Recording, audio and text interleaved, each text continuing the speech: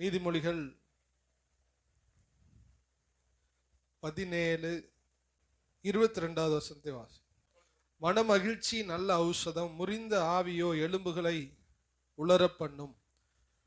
சந்தோஷம், மகிழ்ச்சி எல்லாமே வாழ்க்கையில் ரொம்ப முக்கியமானது. சந்தோஷம் என்பது மனதிற்கு மட்டும் பலன் அல்ல, நம்முடைய சரீரத்திற்கும் அது ஆரோக்கியமாக இருக்கிறது. ஒரு மனுஷனுக்கு மனதில் சந்தோஷம் இல்லைன்னா அவனால் சாப்பிட முடியாது, தூங்க முடியாது. தூங்கலைனாவே அடுத்த பிரச்சனைகள் அதிகமாயிரும். கல்லீரல் பிரச்சனை வரும், ஹார்ட் பிரச்சனை வரும். இந்த இருதயத்தில் பிளாக்கே கொழுப்புனால வருதுன்னு சொல்கிறாங்க. இருந்தாலும் 50% மேலே தூக்கம் இல்லாததுனால தான் அது வருது. தூக்கம் ஏன் ஒரு மனுஷனுக்கு வரலைன்னா, மனசு சரியில்லாமல் போனோன்னே அவனுக்கு தூக்கம் வராமல் போயிடும். மனதில் வேதனை, மனதில் சமாதானம் இல்லை, சந்தோஷம் இல்லைன்னா அவனுக்கு தூக்கம் வராது. அது சரீரத்திலையும் வேதனை, ஆவிலையும் வேதனை, ஆத்மாவிலையும் அவனுக்கு வேதனையாக இருக்குது. இங்கே வேதம் சொல்லுகிறது மன மகிழ்ச்சி நல்ல ஔஷதம், நல்ல மருந்து. மன மகிழ்ச்சி மருந்து. சந்தோஷமாக இருக்கிறது தான் உடம்புக்கு மருந்து. உணவு ஒரு மருந்து, சந்தோஷம் ஒரு மருந்து. சந்தோஷமாக இருந்தாலே எல்லாமே நல்லா இருக்குன்னு சொல்கிறாங்க. ஆனால் அதுக்கு எந்தவித சாத்தியமும் நம்ம வாழ்க்கையில் இல்லை. பல பிரச்சனைகள் நம்மளை சூழ்ந்து கொண்டு இருக்கிறது. அல்லேலூயா. இன்னைக்கு செய்தி அதுதான், சந்தோஷமாக இருங்கள். ஆண்டவர் நம்மளை பார்த்து சொல்கிற வார்த்தை மன மகிழ்ச்சியாக இருங்கள். ஆனால் நம்மை துக்கப்படுத்தும் விஷயங்கள் இந்த பூமியில் நிறையா இருக்குது. நம்மளை சுற்றிலும் நம்மளை வேதனைப்படுத்துகிற நபர்கள், வேதனைப்படுத்துகிற சூழ்நிலைகள், வேதனைப்படுத்துகிற நிகழ்வுகள், சம்பவங்கள் நடந்து கொண்டே தான் இருக்கிறது. நம்ம மனசுல இருந்து முதல்ல இந்த சந்தோஷத்தை எடுத்துடணும், இந்த மன மகிழ்ச்சி என்ன பண்ணிடணும், எடுத்துடணும். அப்படிங்கிறதான் பிசாசுடைய பெரிய தந்திரமாக இருக்கிறது. ஆண்டவர் நமக்கு சமாதானத்தை வைத்தார். படைக்கும் போது நம்ம உள்ளத்துல சமாதானம் இருந்தது. ஆனா பிசாசு முதல்ல அந்த உள்ளத்துல இருக்கிற சமாதானத்தை அவன் எடுத்து போட்டு விட்டான். பாவம் எப்படி கொடூரமானதோ அப்படியே மனக்கவலையும் மிகவும் மிகவும் கொடூரமானது. பாவம் ஒரு மனுஷனை அழிக்கிறதற்கு ஈக்குவலா மனக்கவலையும் ஒரு மனுஷனை அழிச்சிடும்.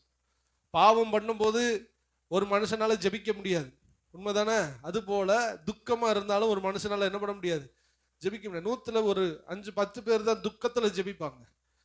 நீங்க ஒரு வசனம் வாசித்திருப்பீங்க. ஒரு ஊழியக்காரர், ஒரு புதுசா ஊழியத்துக்கு வந்தவர் தான். அவர் ஒரு பிரசங்கம் பண்ணும்போது இதுவரை யாரும் சொல்லாத ஒரு பாயிண்ட அவர் டச் பண்ணார். எனக்கு ஆச்சரியமா இருந்தது. புதுசா விளக்கம்லாம் கொடுக்கல, அவர் வாசித்தது இதுவரை நம்ம கவனிச்சிருப்போமான்னு தெரியல. நீங்கள் கொஞ்சம் நான் உங்கள்கிட்ட அந்த கேள்வியை நான் கேட்குறேன். இயேசு கெத்செமனேல ஜெபித்து கொண்டிருக்கும் பொழுது அவர்கள் தூக்கத்தினாலே நிறைந்தவங்க என்ன பண்ணாங்க, தூக்கத்தினால் நிறைஞ்ச என்ன பண்ணிக்கிட்டு அவங்க நித்திரையாய் இருந்தாங்க. துக்கத்தினாலே. அந்த வேடை நீங்கள் நல்லா பார்த்தா தூக்கம் அல்ல, அதில் நம்ம அந்த தூவண்ணாவா நினைச்சு நம்ம பாட்டுக்கு கிராஸ் பண்ணி அந்த வேடை விட்டுட்டு போயிட்டோம். ஏன்னா கெத்செமனேல அவர் தூங்கித்தானே இருப்பாங்க அப்படின்னு. நல்லா பார்த்தா துக்கத்தினாலேன்னு அந்த இடத்துல என்ன போட்டிருக்கு, எழுதியிருக்கு. அப்போ புதுசா வந்தவர் தான். அவர் சொல்லும்போது நான் எதாச்சும் அந்த செய்தியை கேட்டேன், எனக்கு ஆச்சரியமாக இருந்தது. தூக்கத்திலே நித்திரையா இல்லை அவர்கள். நம்ம நினைப்போம் பேதுரு தூங்கிட்டான், அவனை மறுதளிச்சுட்டான், தூங்கு மூஞ்சி அவன் தூக்கம் எப்படி தெரியுமா இருந்துச்சு, அவனுக்கு எப்படி தெரியுமா வந்துச்சு, துக்கத்தினாலே அவன் நித்திரை பண்ணி கொண்டிருந்தான். அதிகமா மனக்கவலை வந்தவனே எலியா எப்படி தூங்கினானோ அது போலவே இவர்களும் தூங்கி விட்டார். அல்லேலூயா. அப்ப துக்கம் இருந்தால் ஒரு நாள் ஒரு மனுஷனால என்ன பண்ண முடியாது, ஜெபிக்க முடியாது என்கிறது உறுதியாகி விட்டது. சீசர்கள் துக்கத்தினால் ஜெபிக்க முடியல. அழுது கவலைப்பட்டு தூக்கம் சாறு இல்லாமல் அப்படியே படுத்துறது. பாவம் செய்கிறவனும் தூங்க முடியாது, பாவம் செய்கிறவனும் ஜெபிக்க முடியாது, துக்கப்படுகிறவனும் ஜெபிக்க முடியாது. அதனாலதான் உங்களை சுற்றி இருக்கிற பாவத்தையும் பாரத்தையும் தள்ளி, பாவமும் நம்மை நெருக்குகிறது, பாரமும் நம்மை நெருக்குகிறது. அப்ப நம்மிடத்திலிருந்து சமாதானத்தை பிசாசு எடுத்து போட்டுட்டான். சமாதானத்தை உள்ள இருந்து பிசாசு எடுத்துட்டான், நம்மகிட்ட இருந்து நீக்கி போட்டான். ஆனா ஆண்டவர் சொல்லுகிற வார்த்தை, நீங்கள் மன மகிழ்ச்சியா இருங்கள், மன மகிழ்ச்சி சிறந்த ஔஷதம். அல்லேலூயா. அப்ப இன்னைக்கு நம்ம அதான் தியானிக்க போகிறோம். நம்ம எப்பொழுதும் என்னவா இருக்கணுமா, சந்தோஷமா இருக்கணும், மன மகிழ்ச்சியா இருக்கணும். அதற்கு ஆதாரமா ஒரு வசனத்தை நம்ம எடுக்கலாம். பிலிப்பியர் 4-ம் அதிகாரம் 4:4. கர்த்தருக்குள் எப்பொழுதும் சந்தோஷமாய் இருங்கள். சந்தோஷப்படுற விஷயத்துல நம்ம என்ன பண்ணலாம்? சந்தோஷமா இருக்கலாம். ஆனால் துக்கப்படுற விஷயத்துல, சூழ்நிலையில நம்மளால சந்தோஷமா இருக்க முடியாது. ஆனால் ஆண்டவர் இங்கு சொல்லுகிற வார்த்தை, ஒரு விசுவாசி சந்தோஷம் அடைகிற சூழ்நிலையில் மாத்திரம் அல்ல, தானியமும் திராட்சரசமும் எல்லாம் நிறைவாயிருந்து, எல்லாத்துலயும் நீங்க வெற்றி அடைஞ்சு, எல்லாமே உங்களுக்கு சக்சஸ் ஆகி, உங்க வீட்டுல எல்லாம் நிறைவாயிருந்து, நல்ல உடுத்த உடை, உடை, சாப்பிட உணவு, நமக்கு தேவையான சொத்து, பணம், வருமானம் எல்லாம் இருந்தா ஒரு மனுஷனால என்ன பண்ணலாம்? சந்தோஷமா இருக்க முடியும். ஆனா இது எதுவுமே இல்லாம ஒரு மனுஷனால சந்தோஷமா இருக்க முடியுமாங்கிறது கேள்விக்குறி. ஆனால் ஆண்டவர் சொல்லுகிறார், ஒரு விசுவாசி எல்லா சூழ்நிலையிலும், அதை தான் நீங்க சொல்ல வருகிறார், எப்பொழுதும் சந்தோஷமா இருக்க வேண்டும். அல்லேலூயா. எப்பொழுதும்னா என்ன அர்த்தம்? எல்லா சூழ்நிலைகளிலும் நாம் எப்படி இருக்கணும்? சந்தோஷமா இருக்கணும். நம்ம பழைய ஏற்பாடுல தெரியும், நமக்கு அத்திமரம் ஒருவனுக்கு துளிர்விடவும் இல்லை, திராட்சை செடி பலன் தரவும் இல்லை, மந்தையில ஆடுகளும் இல்லை, தொழுவத்திலே மாடுகளும் இல்லை. ஆனால் அவன் சொல்லுகிற வார்த்தை, எப்பொழுதும் நான் கர்த்தருக்குள் சந்தோஷமாய் இருக்கிறேன். ஒரு விசுவாசி இருதயத்துல சமாதானம், சந்தோஷங்கிறது ஆண்டவர் தருகிற பொக்கிஷம். பணத்தினாலே, பொருளினாலே ஒருவன் சந்தோஷத்தை சம்பாதிக்க முடியாது. அது நிலையான சந்தோஷம் அல்ல. அவர்களுக்கு திராட்சரசமும் தானியமும் பெருகி இருக்கிற காலத்தின் சந்தோஷத்தை பார்க்கிலும் அதிகமான சந்தோஷத்தை நீர் எனக்கு தந்தீர். நமக்கு சுத்தி இருக்கிற அசெட்ஸ், நமக்கு சுத்தி இருக்கிற பொருள் நம்முடைய சந்தோஷத்தை நிர்ணயிக்காது. தேவன் தான் நாம் ஒரு மனுஷனுக்கு என்ன பண்ணணும்? சந்தோஷத்தை தரணும். அல்லேலூயா. எல்லா சூழ்நிலைகளும் கர்த்தர் நம்மை சந்தோஷப்படுத்தும்படி விரும்புகிறார். இன்னைக்கு நம்ம புரிஞ்சுக்கணும், இது ஆண்டவருடைய கட்டளையா இருக்குது, ஆண்டவருடைய என்ன சொல்ற நியமனமா இருக்குது. நீ எப்பொழுதும் சந்தோஷமா இரு. ஏன் அப்படி இருக்க சொல்ற தெரியுமா? நீ சந்தோஷமா இல்லைன்னா உன்னால ஜெபிக்க முடியாது, உன்னால என்னை தேட முடியாது, உன்னால பைபிள் படிக்க முடியாது. கவலைங்கிறது பெரிய ஆயுதமா பிசாசு எடுத்துட்டு வந்து நம்ம மேல அதை திணிச்சு நம்மளை சோர்வடைய பண்ணிடுவான், நம்மளை அப்படியே தேவனை விட்டு பிரிக்க ஆரம்பிச்சிருவான். அப்படிங்கிறத ஆண்டவர் அதுக்கு தான் சொல்றாரு, சந்தோஷத்தை நீங்க எப்பொழுதும் காத்துக்கிறங்கப்பா உங்க இருதயத்துல. அப்படி நீங்க இருதயத்துல காத்து கொண்டிருந்தா நீங்க என்னை விட்டு ஒரு நாளும் பிரிந்து இருக்கவே முடியாது. அல்லேலூயா. ஆண்டவர் இன்னைக்கு உங்களுக்கு எனக்கு இந்த சந்தோஷத்தை தருவாராக. ஆமென். இங்க எப்படி இந்த சந்தோஷத்தை நம்ம தக்க வைக்க முடியும்? அங்க அந்த வசனத்தை நீங்க திரும்பி வாசிக்கும் போது என்ன சொல்றாரு? கர்த்தருக்குள் என்ன சொல்றாரு? கர்த்தருக்குள் சந்தோஷமாய் இருங்கள். அல்லேலூயா. கர்த்தருக்குள் எப்பொழுதும் சந்தோஷமாய் இருங்கள். எப்பொழுதும் நம்ம சந்தோஷமா இருக்கணும்னா கர்த்தர் தான் நமக்கு அந்த சந்தோஷத்தை என்ன பண்ணணும்? தரணும். ஆண்டவர் தான் நமக்கு அதை என்ன பண்ணணும்? தரணும். கர்த்தருக்குள் ஒரு மனுஷன் இருக்கும் பொழுதுதான் தேவன் தான் அந்த சந்தோஷத்தை நமக்கு தர முடியும். எப்படி தேவன் தருவார்? அதான் நம்முடைய கேள்வி. கர்த்தருக்குள் தான் நமக்கு அந்த எல்லா சூழ்நிலையும் சந்தோஷப்படுத்த முடியும். அதை எப்படி அவர் தர முடியும் அப்படின்னா, நம்முடைய எல்லா துக்கத்தையும் அவர் மேல் நம்ம வச்சுட்டு அவருடைய சந்தோஷத்தை நம்ம அவர்கிட்ட இருந்து நம்ம என்ன பண்ணிக்கணும்? எடுத்துக்கணும். நான் சொல்றேன், உங்களுக்கு புரியுதா? கவலைங்கிறது சும மாதிரி, பொதி முட்டையை சுமக்கிற மாதிரி உங்களுடைய கவலை. ஆண்டவர் சொல்லுகிறார், பாவத்தை அக்கிரமத்தை அவர் ஏற்றுக்கொண்டார், ஆனால் நம்முடைய துக்கங்களையோ அவர் சுமந்து கொண்டார். அவருக்கு தெரியும் உங்களால அதை சுமக்க முடியாத ஒரு சுமை. ஆண்டவர் சொல்கிறார், நீங்க எல்லா சூழ்நிலையும் சமாதானமா இருக்கணும் வசனம் போட்டிருக்க பிலிப்பியர் 4:4. அது எப்படி நிறைவேறும்? அது கர்த்தராலே நிறைவேறும். அது எப்படி கர்த்தரால் நிறைவேறும்? என்னுடைய பார சுமைகள் எல்லாவற்றையும் என் ஆண்டவர் இயேசு மேல வச்சுட்டா அது நிறைவேறும். அல்லேலூயா. ஆண்டவர் நம்முடைய பாரத்தை, நம்முடைய கவலைகளை சுமக்கிறவர் என்று வேதம் சொல்லுகிறது. ஏசாயா 53ஆம் அதிகாரம் 4வது வசனம் இப்படி சொல்லுகிறது, அவர் நம்முடைய துக்கங்களை சுமந்து கொண்டார். அவர் நம்முடைய துக்கங்களை சுமந்தார். எல்லா சூழ்நிலையும் சந்தோஷமா இருக்கிறதை எப்படி கற்றுக்கொள்ளணும்? எங்க கற்றுக்கொள்ளணும்? அவருடைய சமூகத்துல நித்திய பேர மகிழ்ச்சி சமாதானமும் இருக்கிறது. ஒரு விசுவாசி கவலைப்படும் போது தேவனுடைய சமூகத்துல போய் என்ன பண்ணணும்? உட்கார்ந்து ஜெபம் பண்ணி அவர் சமூகத்துல பரிபூர்ண ஆனந்தமும் நித்திய மகிழ்ச்சியும் உண்டு. தேவனுடைய சமூகத்துல உட்கார்ந்து ஒரு மனுஷன் ஜெபிக்க ஆரம்பிக்கணும். ஜெபம் பண்ணி என்ன சொல்லணும்? ஆண்டவரே, இந்த மனபாரத்தை என்னால என்ன பண்ண முடியல, தாங்க முடியல, சுமக்க முடியல. இத நீங்க சுமந்துட்டு உங்க சமாதானத்தை நீங்க எனக்கு என்ன பண்ணிருங்க, தந்துருங்க. சிலுவையில ஒரு பரிமாற்றம் உண்டானது. நல்லா கவனிச்சுக்கணும். இயேசு கிறிஸ்துக்குள்ள உள்ள எல்லாமே நமக்கு கொடுக்கப்பட்டது, நம்முடையது எல்லாம் இயேசுக்கு கொடுக்கப்பட்டது. நீங்க எப்படி அதை ஏத்துக்கிறீங்கன்னு தெரியல. என்கிட்ட ஒரு அழுக்கு மூட்டை, என்கிட்ட ஒரு புது துணி இருக்குன்னா, தம்பிட்ட ஒரு அழுக்கு மூட்டை இருக்குன்னா, இயேசு இந்த அழுக்கு மூட்டையை வாங்கிக்கிட்டு புது துணியை நமக்கு கொடுத்தாரு. அல்லேலூயா. நல்ல தங்கத்தை நம்மள்கிட்ட கொடுத்துட்டு ஒன்னத்துக்கு உதவாத ஈயத்தையும் பித்தளையும் அவர் வாங்கி கொண்டார். ஒரு பரிமாற்றம் சிலுவையில உண்டாகிறது. அவருக்குள் அவர் பிரின்ஸ் ஆஃப் பீஸ், சமாதானத்தின் பிரபு, சமாதானத்தின் ராஜா. அவருக்குள் சமாதானம் நிறைஞ்சிருக்குது. இயற்கையாகவே அவருக்குள் அவ்வளவு பரிபூர்ணம், அவ்வளவு ஆனந்தம், அவ்வளவு சந்தோஷம். ஒரு மனுஷன் தேவனுக்குள் வரும் பொழுது தன்னுடைய சுமைகளை அவரிடத்துல வைக்கும் பொழுது அவர் அதை ஏற்றுக்கொள்ளுகிறார். அவருடைய பரிபூர்ண சமாதானத்தை நமக்குள்ளே அவர் தருகிறார். அல்லேலூயா. இதான் இறக்கி வைக்கிற இடம்.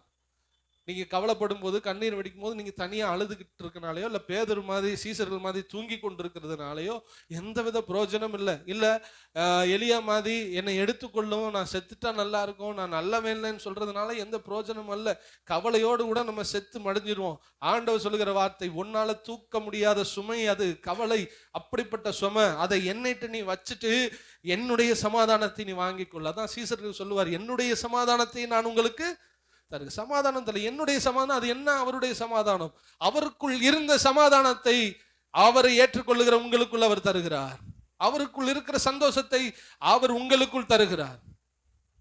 ஒரு சின்ன கனவு, பரலோகத்தை பத்தியோ இல்ல ஆண்டவர் காமிச்ச கனவை ஒரு கனவு கண்டவங்களுக்கு தெரியும், தரிசனம் பார்த்தவங்க தெரியும். ஒரு மைக்ரோ செகண்ட் ஒரு காட்சி கடவுளை பத்தி பார்த்தாலே ஒரு வாரத்துக்கு அந்த சந்தோஷம் என்ன பண்ணாது, போகாது. நல்லா ஒரு முறை ஒரு ஊழியத்து போயிருக்கும் போது, ராத்திரி தூங்கிக்கிட்டு இருக்கும்போது மேகம் கலைஞ்சு, இந்த மேகம் இருக்குல்ல, வெண்மேகம் எல்லாம் ராத்திரி வேலையில அப்படியே கலைஞ்சு அதுக்குள்ள ஒரு தங்க நகரம், தங்க சிட்டி, தங்கமா இருக்கு வீடு, அப்படி ஒரு பெரிய ஒரு சிட்டி நகரம் தெரியுது. 2 சுடரொளி பட்டயம் ஓப்பன்ல இருக்குது. இப்படி ஒரு செகண்ட் ஒரு காட்சி நான் பார்த்தேன். எனக்கு, நான் உண்மையை சொல்றேன், இங்க இந்த ஒரு வாரம் ஆச்சு, 10 நாள் ஆச்சு அந்த சந்தோஷத்துல இருந்து என்னை மீட்டுக்கொள்ள. ஒரு செகண்ட் தேவன் வாசமா இருக்கிற அந்த ஊர், அந்த எல்லையுடைய காட்சி ஒரு செகண்ட் பார்த்து மனசுல சமாதானம் இருக்கும்னா, உங்களுடைய எல்லா கவலைகளையும் அவரிடத்துல தேவ சமூகத்துல வச்சு நீங்க ஜெபிக்கும் பொழுது உங்கள் இருதயத்துல இருக்கிற துக்கம் எல்லாம் சந்தோஷமாய் மாறும். ஆண்டவர் சொல்றார், உங்கள் துக்கம் சந்தோஷமாய் மாறும். கவலையில நீங்களே வச்சுக்கிட்டு இருக்காதீங்க. இடையில இருந்து நீங்க கற்றுக்கொள்ளுகிற விஷயம், எப்பொழுதும் உங்களுக்கு சாதகமான விஷயம் நடக்காது. எப்பொழுதும் என்ன உங்களை சந்தோஷப்படுத்திக்கிட்டு இருக்க, என்ன பரலோகத்திலேயா இருக்கோம், நம்ம எதிரியுடைய கோட்டைக்குள்ள இருக்கோம். எப்படி ஒரு விஷவாயு நமக்கு மூச்சு திணறலா இருக்குமோ, அப்படியே இந்த உலகம் நமக்கு ஒரு மூச்சு திணறலா இருக்கும். ஆவிக்குரிய வாழ்க்கையில இங்க வாழத்தகாத இடம். ஒரு மனுஷன் இந்த பூமி எனக்கு ஜாலியா இருக்குதுன்னு ஒரு விசுவாசி சொல்றான்னா, அவங்க விசுவாசியே இல்லை. பூமி ஜாலியாவே என்ன பண்ணக்கூடாது, இருக்கக்கூடாது. ரொம்ப உங்களை நெருக்கணும், ரொம்ப கவலைப்படுற இடம் அது, ரொம்ப உங்களுக்கு அன்கம்ஃபர்டபுளான இடம். நல்லவனா வாழ நினைப்பீங்க, வாழ முடியாத சூழ்நிலை. நல்லவங்களே சுத்தி இருக்க மாட்டான், துரோகிகள் தான் இருப்பான். ஏமாத்துற கூட்டமும், பணாசை உள்ள கூட்டம், பொருளாசை உள்ள கூட்டமும், உங்களை யூஸ் பண்ற கூட்டம் தான் இருக்கும். உங்களுக்கு துரோகம் பண்ற கூட்டம் தான் இருக்கும். உங்களால வாழ தகுதி இல்லாத இடமா மூச்சு முட்டிக்கிட்டு, எப்படி ஒரு மீனுக்குள்ள தண்ணிக்குள்ள மீன் இருக்கும்போது கம்ஃபர்டபுளா இருக்கும், அது வெளியில வரும்போது துடிக்குதோ, ஒரு விசுவாசி இங்க துடித்து கொண்டிருக்கிறான், சமாதானம் இல்லாம, நிம்மதி இல்லாம. நமக்கு பூரண சமாதானம் இந்த உலகத்தில் வருகிறது அல்ல, அவருடைய சமாதானம் தான் நமக்கு வரணும். அல்லேலூயா. அப்படியானா நீங்க ஒவ்வொரு சூழ்நிலையும் என்ன செய்யணும், உங்க சூழ்நிலை உங்களுக்கு சாதகமா இருக்காது, கவலைப்பட வைப்பான் பிசாசு. இந்த கவலைகள் எல்லாம் ஜபத்துல உட்கார்ந்து அப்பா உங்க மேல நான் என்ன பண்றேன், வைக்கிறேன். நீங்க இந்த ஏசாயா 53:4 பாத்தீங்கன்னா, அவர் நம்முடைய அக்கிரமங்களை ஏற்றுக்கொண்டார், அப்படி இப்படின்னு துக்கத்தை மட்டும் சுமந்து கொண்டாருன்னு இருக்கும். அப்படின்னா அது ஒரு மூட்டை, அது ஒரு பாரம். அதை அவர் சொல்றாரு, நான் சுமந்துக்கிறேன்னு சொல்றாரு. அவர் அதற்கு பதிலாக உங்களுக்கு பூரண சமாதானத்தை உங்களுக்கு தருகிறார்.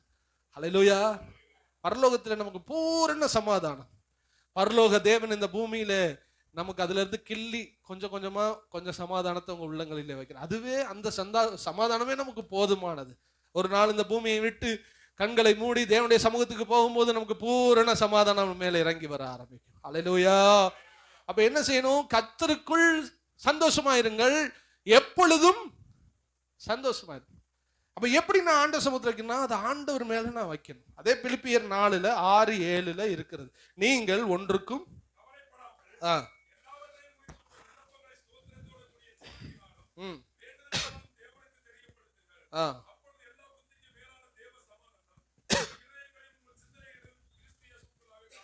இருதயமும் சிந்தனையும் தான் சமாதானம் குறைஞ்சு மகிழ்ச்சியே இல்லாம இருக்கும்போது உங்களை நிரப்பிடும். உங்க இருதயம், உங்களுடைய சிந்தனை மண்டலத்தை தொற்றும். சில பேருக்காவது கவலைப்படுற விஷயம் இருக்கு, கவலைப்பட்டு. சில பேர்லாம் எதுக்கு கவலைப்படுறதுன்னு தெரியாம என்ன பண்ணிக்கிருப்பாங்க, கவலைப்பட்டுக்கிருப்பாங்க. அல்லேலூயா. ஐயோ நான் வந்துட்டு 5 லட்சம் தான் நான் இந்த கடலுக்கு வந்துச்சு, இன்னொரு லட்சம் வரலையே, இது ஒரு கவலையா? ஐயோ எனக்கு ஒரு வீடு தான் இருக்கு, தேவையில்லாத கவலை. பாருங்க, உண்ண உணவு உடுக்க உடைங்க கடன் இல்லாத வாழ்க்கை, பிறர் கொடுக்கிற வாழ்க்கை நமக்கு வச்சுட்டா சரி. கவலைப்படுற இடத்துல இருக்கோம், நம்ம வறுமையில இருக்கோம், அந்த கவலை கூட ஒத்துக்கலாம். இன்னொருத்தவங்க உயர்றாங்கன்னு சொல்றதை பார்த்துக்கிட்டு ஒரு கவலை தேவையற்ற கவலைகள் ரொம்ப ஆபத்தானது. உங்க ஹார்ட், உங்க இருதயம் சிந்தனையும் ரொம்ப முக்கியம். இருதயம் சிந்தனையும் தான் கவலை ஆட்கொள்ளுகிற ஒரு இடம். ஆண்டவர் சொல்றாரு, அந்த இடத்தை நீ காப்பாத்தி கொள்ளணும்னா தேவனுடைய சமூகத்துல போய் உட்கார்ந்து நீங்கள் ஒன்றுக்கும் கவலைப்படாமல், என்ன சொல்றாரு, நீங்கள் ஒன்றுக்கும் கவலைப்படாமல் எல்லாவற்றையும் குறித்து உங்கள் விண்ணப்பங்களை ஸ்தோத்திரத்தோடு கூடிய ஜெபத்தினாலும் வேண்டதுனாலும் அவருக்கு தெரியப்படு. சொல்லிருங்கப்பா அவர்கிட்ட. நீங்க என்ன பண்ணுங்க, சொல்லுங்க. அல்லேலூயா. இதுக்கு ரொம்ப நேரம் உட்கார்ந்து போராடி ஃபாஸ்டிங் போட்டுலாம் ஜெபம் பண்ண அவசியம் இல்லை. அவர் என்ன சொல்றாரு, இது கடின ஜெபம் அல்ல என்று சொல்லிட்டு என்ன பண்ணு, போ நான் பார்த்துக்கிறேன், கவலையை சுமக்காதீங்க. அல்லேலூயா. தேவனுடைய சமூகத்தில் உட்கார்ந்து ஜெபம் பண்ணி, ஆண்டவரே இப்படிலாம் இருக்குப்பா, என்ன சொல்றது, 4 நாளைக்கு நடக்கிறது இங்கே கவலைப்படுறதுனால நடக்காம போகுமா? இப்போ இது நல்லா உங்களுக்கு புரியுற மாதிரி உங்கள்கிட்ட நான் சொல்றேன். 4 நாள் கழிச்சு ஒன்று நடக்க போகுது. 4 நாள் கழிச்சு நடக்க போறது முன்னாடியே நம்ம 4 நாளைக்கு முன்னாடியே செத்துருவோம் கவலைப்பட்டு. ஆண்டவர் சொல்றாரு, இந்த 4 நாளாவது சந்தோஷமா இருப்பா. எதுக்கு அதை நினைச்சுக்கிட்டே இன்னைக்கு நீ கஷ்டப்பட்டுக்கிட்டு இருக்க? அப்ப நம்முடைய ஹார்ட், நம்முடைய இருதயமும் சிந்தனையும் ரொம்ப முக்கியமானது. அதை கவலை ஆட்கொள்ளுமானால் மோசமான நிலைமையில போயிடும். அல்லேலூயா. ஒருத்தர் சும்மா நடந்து போனாரா, நடந்து ஹாஸ்பிட்டல் போனோடனே அவன் சொல்லிட்டான், சுகர் 400 இருக்கு, 450 சுகர். உடனே ஒரு ஆட்டோ பிடிச்சு வந்திருக்காரு. அதோட மனைவி கேட்டுச்சு, ஏங்க 400 சுகரா? அது ஆட்டோ. உங்கள்கிட்ட ஒரு கேள்வி கேட்கிறேன், இதே 400 சுகரோட தானே நடந்து போனீங்க அப்படின்னு கேட்டு. அப்ப 400 ஒண்ணு இருக்கு, ஆட்டோ பிடிக்கிற அவர் 200 இருக்குன்னு இல்லையா ஆட்டோ பிடிச்சது. உங்க மைண்ட் செட் ரொம்ப முக்கியம். பிசாசுடைய பெரிய ஆயுதம் உங்களுடைய மைண்டும் உங்களுடைய இருதயம். ஆண்டவர் சொல்றாரு, தலையே போனாலும் தலை போற வரை சந்தோஷமா இருன்னு சொல்றாரு. நம்முடைய ஆண்டவர் என்ன சொல்றாரு, உன் சரீரத்தை கொள்றவனுக்கு பயப்படாத, உன் சரீரத்தையும் ஆத்மாவை நெருப்புல போடுற எனக்கு நீ என்ன பண்ணு பயப்பட. சீசர்கள் அவர்களை அடித்து சித்திரவதைப்படுத்தி அவரை உபத்திரவப்படுத்தினார்கள். சீசர்கள் கிறிஸ்துவினுடைய சந்தோஷத்தினால் நிரப்பப்பட்டவர்களாய் அவர்கள் வெளியே வந்தார்கள். கூப்பிட்டு வந்து சுவிசேஷமாடா சொல்றேன்னு வெளுத்தெடுத்து அடிச்சு நொறுக்கிட்டு அடுத்த தடவை பார்த்தேன் நீ உயிரோட இருக்க மாட்டேன்னு மிரட்டுனா ஒரு மனுஷன் என்ன செய்வான்? வெளியில இவர்கள் சந்தோஷத்தோடு கூட வந்தார். இதே சீசர்கள் இயேசு மரித்ததற்கு பின்பாக அவருக்கு என்னாச்சோ, உயிர்த்தெழுந்தாரோ இல்லையோன்னு சொல்லி பயந்து கொண்டு பூட்டி கொண்டிருந்தவர்கள், உங்களுடைய சமாதானம் என்னுடைய சமாதானம் உங்களுக்கு தருகிறேன்னு சொன்னார் பாருங்க. அவர்களுக்குள்ள ஒரு சந்தோஷம் வந்துச்சு. இப்ப அடிக்கிறான், நொறுக்கிறான்.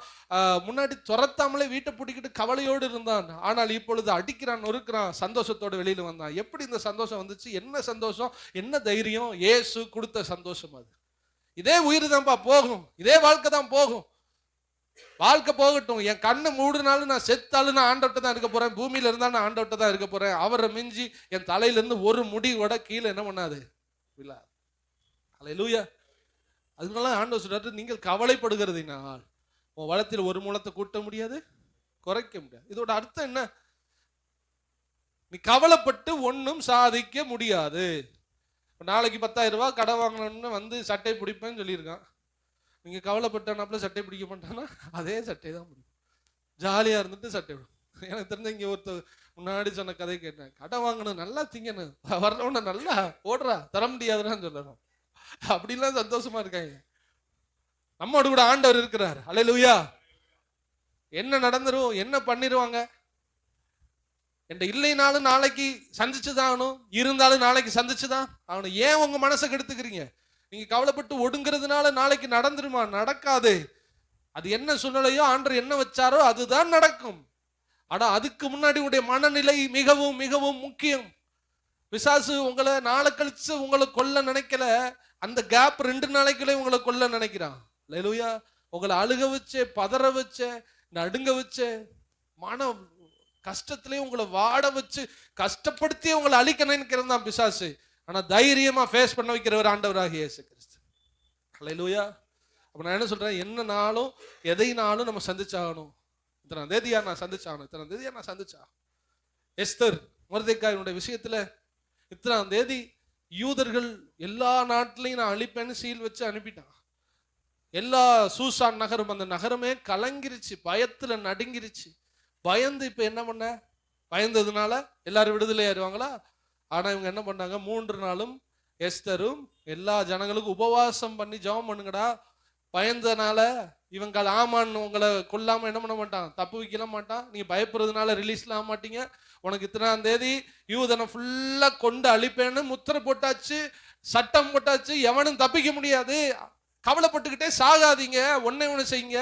இதே கவலைய ஆண்டவர் சமூகத்துல போய் என்ன பண்ணிருங்க, வச்சிருங்கன்னு போய் 3 நாள் ஜெபம் பண்ணாங்க. 3ஆவது நாள் என்ன நடந்துச்சு, எந்த ஆமான் இவன் தலையை இவர்களை கொல்லுவேன் என்று சொன்னானோ இதே ஆமானை இவர்கள் தூக்கிலை போட்டு கொண்டார்கள். யூதர்களுக்கு அன்னைக்கு பண்டிகை நாளாய் மாறின. எப்படி நாள் மாறிச்சு பாத்தீங்களா? கவலைப்பட்டு முடங்கி இருந்திருந்தா நிறைய பேர் ஃபர்ஸ்டே செத்து போயிருப்பாங்க. ஹல்லேலூயா. ஃபர்ஸ்டே செத்துருப்பான். கொரோனா அழிச்சிரும் சொல்லி கொரோனாக்கு முன்னாடியே மருந்து குடிச்சு செத்துருவோம். சுனாமி வருது அதுக்கு முன்னாடியே நம்ம கிட்ட அது குடும்பத்தோட செத்துருவோம். நிறைய பேர், நிறைய குடும்பத்து சின்ன சின்ன பிள்ளைங்க, பெண்கள், இவங்கெல்லாம் ரெடியானாங்க. செத்துட்டா நம்ம வந்து பேப்பர்ல எல்லாம் தெரிஞ்சோம். அதனால நீட்டா என்ன பண்ணிடுவோம், ட்ரெஸ் எல்லாம் போட்டு இந்த சுடிதார் இந்த மாதிரி எல்லாம் போட்டுக்கிறோம். இல்ல அலங்கோலமா நம்ம போனோம் ஒதுங்கிடும். என்ன ஒரு ஆயத்தம். அல்லேலூயா. இதுவா விசுவாசம்? இங்க என்ன சுனாமி வந்துச்சு, அப்ப நாங்க பேக்கரி வச்சிருந்தோம்னா சரியான பழைய வட்டு இல்லை, பழசு வட்டு இல்லைன்னா அன்னைக்கு நான் வித்துட்டேன். கேக்கு அந்த பண்ணுக்குன்னுலாம் எனக்கு ஒரே ஜாலி தான். மனதில் இருக்கணும் சமாதானம். நமக்குரிய வாக்குத்தத்தை நிறைவேறணும், நம்ம அழைச்சது நிறைவேறணும். எவ்வளவோ இருக்குது, என்னென்னமோ இருக்குது. என்னடா அழிஞ்சிரும் சொல்லிட்டு ஆளுக்கு ஓடுறாங்க. ஒருத்தர்லாம், அவர் பேர் என்ன தெரியல, அவர்லாம் அப்பதான் வீடு கட்டினார். அவர்லாம் அழுதுகிட்டே போனார், வீடுலாம் அழிஞ்சிரும். பெரிய பெரிய வீர சூரர்கள்லாம் இங்கிருந்து தைரியமா ஃபேஸ் பண்ணிடுறவர்கள் ஒரு சிலர் மாத்திரமே. சிலர் திருட்டளவாய் வந்தாங்க. ஓடிட்டு சுனாமி வரல, ஒன்றும் வரல. அதோட பட்டா போட்டுருக்கணும், அவ்வளோத்தையும் வேலையை அடைச்சிருக்கணும். ஊரையே பிடிச்சி யார் ஊருக்குள்ள வரக்கூடாது, எல்லாரும் ஓடிட்டேன். இது எல்லாம் எங்க இடம்டான்னு பிடிச்சிருக்கான். ஓடிட்டு திருட்டளவாய் அப்சலோமை கொன்னுட்டு திருட்டளவாய் வந்தாங்களா. அந்த மாதிரி ராத்திரி நைஸா ஒவ்வொரு ஆளா வருவாங்க. நான் வெளியில இருந்து பார்த்துட்டே இருப்பேன். ஓடுனவங்க எல்லாரும் அப்படியே வருவாங்க. அல்லேலூயா. வர்றதுக்கு முன்னாடியே நம்மளை கவலைப்பட வச்சு சாகடிக்கிறவன் தான் பிசாசு. என்னதான் நடக்கட்டும்டா, மோதி பார்ப்போம் நிக்க வைக்கிறவர் தான் நம்முடைய ஆண்டவராகிய இயேசு கிறிஸ்து. அல்லேலூயா. ஆண்டவருடைய இது என்ன, உயிர் இருக்கவரை இங்க, உயிர் போச்சுன்னா அங்க, வாழ்றவரை வாழ்ந்துட்டு வெளியில வான்னு சொல்றவர் தான் நம்முடைய ஆண்டவராகிய இயேசு கிறிஸ்து. அல்லேலூயா. அப்ப சீசர்கள் கவலைப்பட்டு துக்கத்தினாலே உறங்கி கொண்டிருந்தவர்கள், பூட்டின கதவுக்கு உள்ளே இருந்தவர்கள், இப்பொழுது ஆண்டவர் வந்து விட்டார், பலம் தந்து விட்டார். அவளை அடிச்சு நொறுக்குறாங்க. அவங்க சொன்னாங்க, மிகுந்த சந்தோஷத்தினால் அவர்கள் வெளியே வந்தார்கள். அப்ப என்ன செய்யணும், நம்ம சந்தோஷம் மாறணும்னா இன்னைக்கு நீங்க புரிஞ்சுக்கிறீங்க. உங்களுக்கு அந்த காரியம் மாறுமாங்கிறது எனக்கு கேரண்டி தெரியாது. ஆனா உங்க துக்கம் என்ன பண்ணும், துக்கம் மாறினாலே போதுமே, காரியம் மாறிடும். அல்லேலூயா. அந்த டைம் மட்டும் துக்கப்படுத்த போறோம், அதோட அவ்வளவுதான். கடன்காரர்கள் ஒரு அண்ணன் இங்க இருந்தாரு, உங்களுக்கு எங்களோட ஊழியத்துக்கு வந்தாரு. அவர் பேரு பிலிப்னு ஒரு அண்ணன். அவர் வந்து ஒரு ஹிந்து சகோதரர். அவர் கடன் வாங்கி ரொம்ப கஷ்டப்பட்டுட்டாரு. அவர்கிட்ட வந்து கடன் கேட்பாங்க, இல்லனே அப்படின்னு சொல்லுவார். குட்டியா இருப்பார், இல்லனே சொல்லுவார். கடன் கொடுத்தோம்லாம் பெருசா இருப்பான், இல்லனே சொல்லுவார். திருப்பி வந்து கேட்பாங்க, இல்லனே. தூக்கி எறிவாங்க பிரதர். எங்கிட்ட சொல்லாரு, தூக்கி எரிஞ்சிருவாங்க பிரதர். நான் விழுந்துட்டு இல்லல, அவ்வளவுதான். இல்லைன்னா அவ்வளவுதான் சொல்ல முடியும். கடைசியில் என்ன ஒரு நாள் கடத்திட்டு போயிட்டாங்க பிரதர். கடன்காரங்க ஒரு 4 பேர் சேர்ந்து என்னை கடத்திட்டு போய் கட்டி வச்சுட்டு, இப்ப நீ கடன் தரலைன்னா உன் கிட்னியை வெட்டி வித்து நாங்க கடனை அடைச்சுக்கிறோம், வெட்டுங்கண்ணே அப்படின்னு சொல்லிட்டு அடுத்து அடிச்சு பார்த்தாங்க, துவைச்சு பார்த்தாங்க, இது பண்ணி பார்த்தாங்க, ஒன்றும் இல்லைண்ணே எப்பொழுதும் சந்தோஷமா இருங்கள், அவ்வளவுதான். இந்த தரும்போது தருவேண்ணே, என்னால முடியாதுண்ணே, தூக்கி எரிஞ்சிட்டாங்க. அப்புறம் இவர் ஆண்டவருக்கு அதுக்கப்புறம் தான் வந்தாரு, நல்லா ஜெபம் பண்ணாரு, ஆண்டவர் தேடினாரு, கவலைகளை ஆண்டவர் இடத்துல வச்சாரு. ஒரு நாள் அதே கடங்காரர் பார்த்தாரு, டேய் பிலிப்பு, அவர் பேர் நாகராஜ் அப்படின்னு சொன்னோடனே இவர் பயந்துட்டாரு. அப்படியே வந்தார், அண்ணே அப்படின்னு சொன்னாரு, தரும்போது தாடா, இனிமே என்னை பார்த்து என்ன பண்ணாத, பயப்படா தரும்போது தாக்கு. அதுக்கப்புறம் போனாரு, அவருக்கு திருமணமானது, அவருக்கு ஒரு பூஸ்டப் மாதிரி, அவர் ஃபைனான்ஸில் தூக்கி விடுற மாதிரி. அவங்களுடைய ஒய்ஃபு ஸ்டாஃப் நர்ஸாக இருந்தாங்க, வேலை கிடச்சிச்சு.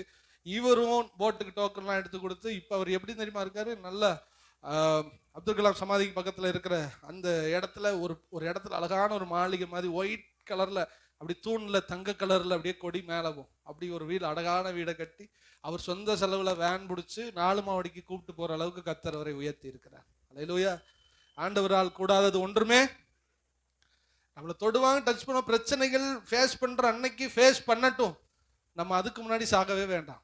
என்ன சொல்றீங்க? அதுக்கு முன்னாடி சாக வேண்டாம், அதுக்கு முன்னாடி கவலைப்பட்டு ஒடுங்க வேண்டாம். ஆண்டவர் தான் அதை சொல்றாரு. நான் ஏதோ காமெடிக்கு சொல்லலை, ஆண்டவரே சொல்றாரு, உங்க கவலைகளை என்கிட்ட வச்சிருங்க, உங்க மனசு நிம்மதியா இருக்கணும், அதான் முக்கியம். அல்லேலூயா. நீங்கள் ஒன்றுக்கும் கவலைப்படாமல் எல்லாத்தையும் குறித்து உங்கள் விண்ணப்பங்களை ஸ்தோத்திரத்தோடு கூடிய ஜெபத்தினாலும் வேண்டுதலினாலும் தேவனுக்கு தெரியப்படுத்துங்கள் என்று சொல்லிருங்க.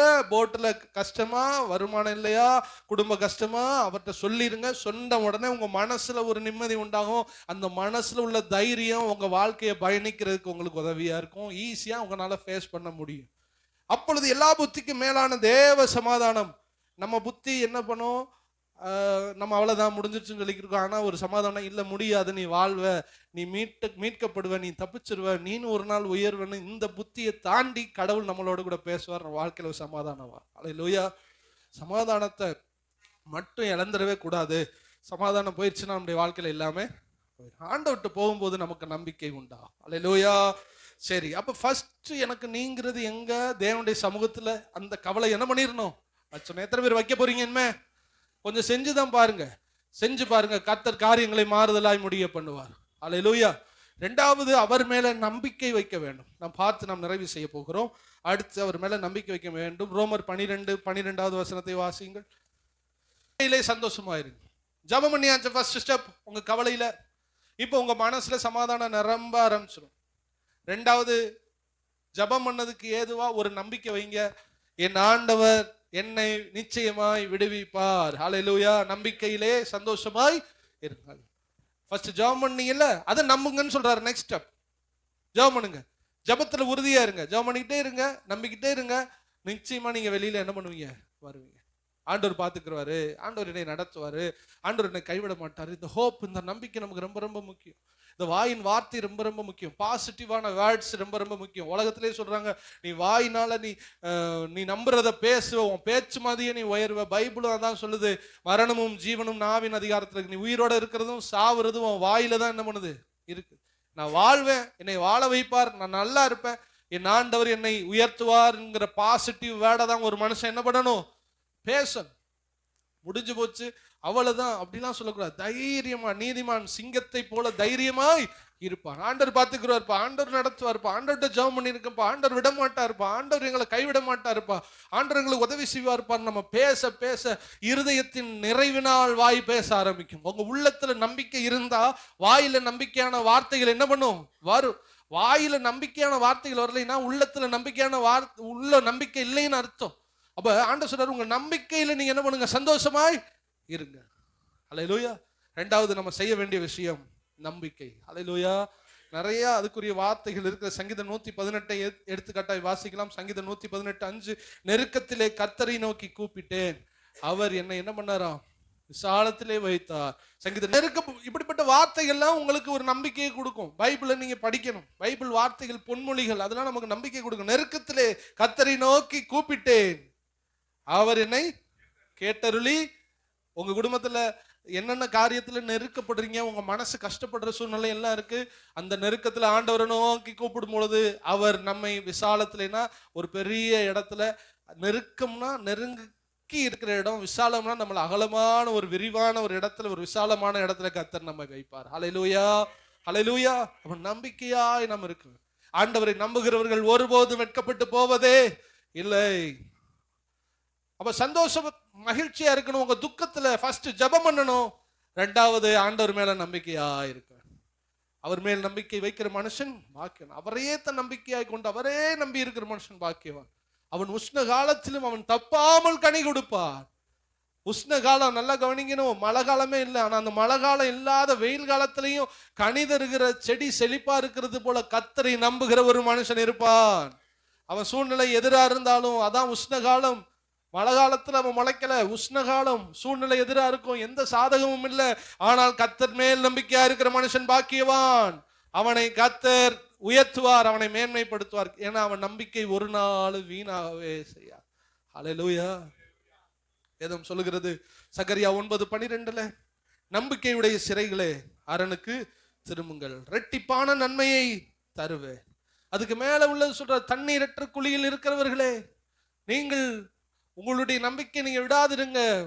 உங்களை உடன்படிக்கையின் இரத்தத்தினால் நான் உங்களை விடுதலையாக்குவேன். அல்லேலூயா. மேல உள்ள வசந்தம் கீழே உள்ள வசந்தம் கவனிங்க. தண்ணீர் இல்லாத குழியில கிடக்கிற மாதிரி கிடக்கிற மக்களே, பயப்படாதீங்க, என் மேல நம்பிக்கையா இருங்க, நான் உங்களை விடுதலையாக்குவேன். விடுதலையாக்குறது மட்டும் இல்ல, நீ எதை இழந்தியோ அதை ரெட்டிப்ப நான் உனக்கு என்ன பண்ணுவேன். ஆனா நீ குழிக்குள்ள கடந்தாலும் நீ என்னையவே நம்பிக்கிட்டுன்னு சொல்ற. நம்பிக்கையுடைய சிறைகளே அரணுக்கு திரும்புங்கள், இரட்டிப்பான நன்மைகளை தருவேன். அதை இன்றைக்கே இப்பொழுதே தருவேன். அல்லேலூயா. உங்களுக்கு எனக்கு கர்த்தர் நம்பிக்கை தருவாரா? அப்ப இங்கு போடப்பட்டிருக்கிறவருடைய சூழ்நிலை எப்படி இருக்கு பாருங்க. அதை மட்டும் உங்களுக்கு விவரிச்சு சொல்ல விரும்புறேன். ஒரு பெரிய குழியில தண்ணி இல்ல, குழி இல்லாத தண்ணிக்குள்ள ஒருத்தவன் கிடக்குறான். அவனை பார்த்து கடவுள் சொல்றாரு, நீ என்னை குளிக்கல, தண்ணி இல்லாத குளிக்கல இருக்கிற மாதிரி உன் வாழ்க்கை இருந்தாலும் நீ என்னையவே நீ என்ன பண்ண நம்பிக்கிட்டுறா, நான் உன்னை சீக்கிரமா உன்னை என்ன பண்ணுவேன், தூக்குவேன். பாத்தீங்களா? குளிக்கல கிடக்கும்போது நீ கவலைப்படாம, குளிக்கல கிடக்கும்போது எப்படியா கவலைப்படாம இருக்குது?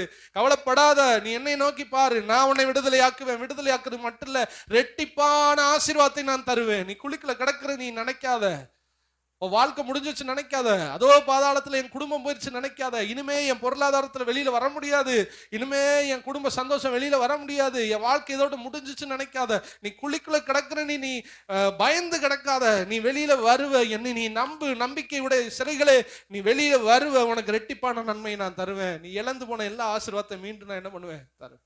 காலம் கடந்துருச்சியா, இனிமே நான் என்ன செய்யறது? எனக்கு இத்தனை வயசாயிருச்சு, நான் என்ன செய்யறது? என் குடும்பம் இனிமே உயர்த்தப்படுறதுக்கு என்னங்க வாய்ப்பு இருக்குது?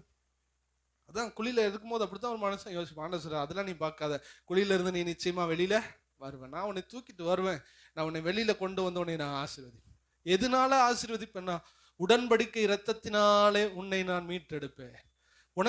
நீ குழியில இருந்து தூக்குறதுக்காக ஒரு இரத்தத்தை நான் சிந்தி, அப்புறம் அதுல உடன்படிக்கை பண்ணி, அதாவது உடன்படிக்கைனா ஒரு பேச்சுவார்த்தை பண்ணி, இவனை குழியில தூக்குறதுக்கு நான் ஒரு ரத்தத்தை சிந்தி பலி கொடுக்குறேன்னு நான் பேசி உன்னை வெளியில தூக்கிட்டு வர்றேன்னு சொல்றாரு. அந்த ரத்தம் தான் ஆண்டவராகிய இயேசு கிறிஸ்துவுடைய ரத்தம். ஹல்லேலூயா.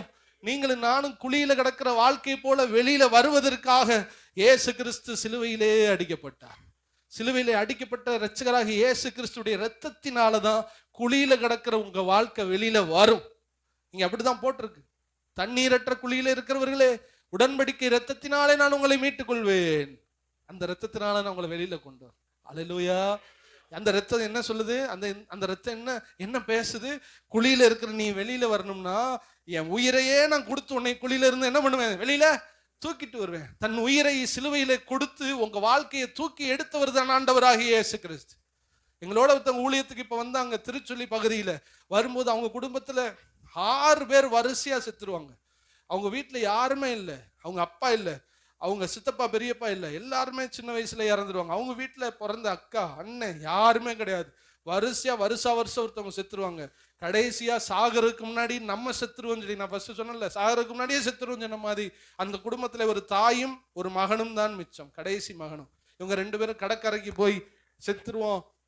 வரிசையா எல்லாரும் நம்ம குடும்பத்துல செத்துட்டாங்க. பெரியப்பா சித்தப்பாமாரு செத்துட்டாங்க.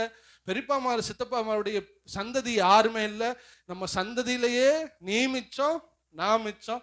நம்மளா சாகறதுக்குள்ள நம்ம போய் என்ன பண்ணிடுவோம், செத்துருவோன்னு போகும்போது ஒருத்தவங்க வந்து ஆண்டவரா இயேசுவை பத்தி சொன்னவங்களை இவங்க ஏத்துக்கிட்டாங்க. கோயிலுக்கு சபைக்கு போனாங்க. போனதுக்கு அப்புறம் அவங்க வம்சமே அழிஞ்சிருச்சு. அவர் இன்னைக்கு வர உயிரோட இருக்கிறார். அல்லேலூயா.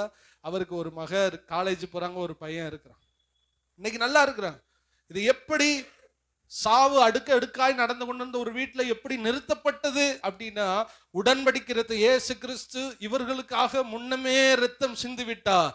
இந்த குடும்பத்தை மீட்டெடுக்கணும், இந்த பையனை அந்த குடும்பத்துல சாக விடாம தூக்கி அவன் வம்சத்தை காப்பாற்றணும்னு நமக்காக சிலுவையில் அடிக்கப்பட்ட இயேசு அன்னைக்கு அந்த சகோதரனை மீட்டெடுத்தார். இன்னைக்கு இங்க வந்திருக்கிற உங்களுடைய குடும்ப சாபங்களையும் அவர் மீட்டெடுத்திருக்கிறார். உங்க வருமானத்தில் இருக்கிற சாபத்தை மீட்டெடுத்திருக்கிறார். உங்க குடும்பத்தில் இருக்கிற எல்லா நஷ்டங்களையும் அவர் மீட்டெடுத்திருக்கிறார். நமக்கு பதிலாக நம்முடைய இடத்தில் நமக்காக ஒருவர் குழியிலே தள்ளப்பட்டார். அவர் தான் ஆண்டவராக இயேசு கிறிஸ்து. அவர் சொல்றாரு, உன்னை குழியிலிருந்து தூக்குறதுக்கு முன்னாடி ஏன் உயிரை கொடுத்து நான் உன்னை தூக்குறேன்பான்னு சொல்லி தான் சொன்னாரு. இந்த உடன்படிக்கை இரத்தத்தினால் உங்களை தண்ணீரற்ற குழியிலிருந்து நான் வெளியே கொண்டு வருவேன். ஹல்லேலூயா. எக்ஸாக்டா அப்படியே ஒரு சம்பவம் நடந்தது. யோசேப்பை குழியிலே போடுகிறார்கள். தண்ணீர் இல்லாத குழியிலே உள்ள தூக்கி போட்டான். அவங்க அப்பா அவனுக்கு நல்ல ட்ரெஸ் வாங்கி கொடுத்தாரு. கடைசி மகனுக்கு முந்தின மகன் அவரே கைப்பட தச்சு ஒரு கலரான ஒரு ட்ரெஸ்ஸை கொடுத்தாரு. அண்ணன் மாதிரிலாம் தூக்கி குழியில போட்டான். தண்ணீர் இல்லாத குழி. அந்த குழியில விழுந்து அவன் அப்படியே செத்து மடிய வேண்டிதான். போர்வெல் இருக்குல்ல, அது மாதிரி இந்த ஆழ்துளை கிணறு மாதிரி ஒன்ன தூக்கி போட்டுட்டாங்க. அண்ணமாரு இருட்டு, சாப்பாடு இல்லை, தண்ணி இல்லை. தண்ணி இருந்தாலாவது நீஞ்சுக்கிட்டு அந்த ஈரப்பதம் அதை குடிச்சுக்கிட்டு என்னத்தையும் கொஞ்சம் ஒரு 5 நாள் கூட உயிர் வாழலாம். எதுவுமே இல்லாத குழிக்குள்ள யோசேப்பு 17 வயசு போய் கீழே விழுந்துட்டான். அண்ணன் மாதிரிலாம் போட்டாச்சு. அவன் வாழ்க்கை முடிய போது அவ்வளவுதான். அண்ணே காப்பாத்துங்க தான் கீழே இருந்து கத்துறான். குழியில தூக்கிப்பட்டு மாதிரி போயிட்டேன். அப்போ ஒருவனுக்குள்ள ஒரு சிந்தனையை கொண்டு வந்து இவனை உயிரோட காப்பாற்றணும்னு சொல்லிட்டு குழியில இருந்து அவனை தூக்கிட்டாங்க. தூக்கும் போது இப்ப அப்பாவுக்கு பதில் சொல்லணும்.